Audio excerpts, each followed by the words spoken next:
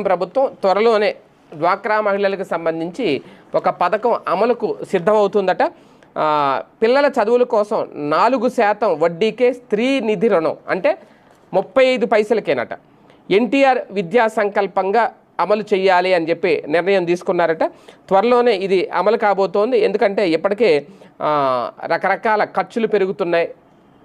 ఒక రకంగా పిల్లల్ని చదివించడం అనేది భారంగా మారుతున్న నేపథ్యంలో ఓకే తల్లికి వందనం లాంటిది అలాగే ఉన్నాయి. దాంతోపాటు ఇప్పుడు ప్రధానంగా అంతకు మించి ఉన్నత చదువులు చదివే వాళ్ళకి అంటే స్కూల్ కాలేజీ ఫీజులు చెల్లించి పుస్తకాలు యూనిఫామ్ కొనుగోలు అదనపు కోర్సులు ఇతరత్ర ఖర్చులు పెరుగుతుండటంతో ఏటా విద్యా సంవత్సరం ప్రారంభంలో వారి పడే ఇబ్బందులు వర్ణనాతీతం.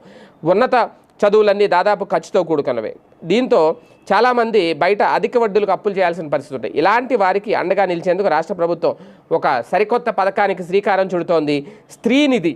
ఈ స్త్రీనిధి ద్వారా పొదుపు మహిళల పిల్లల చదువు కోసం తక్కువ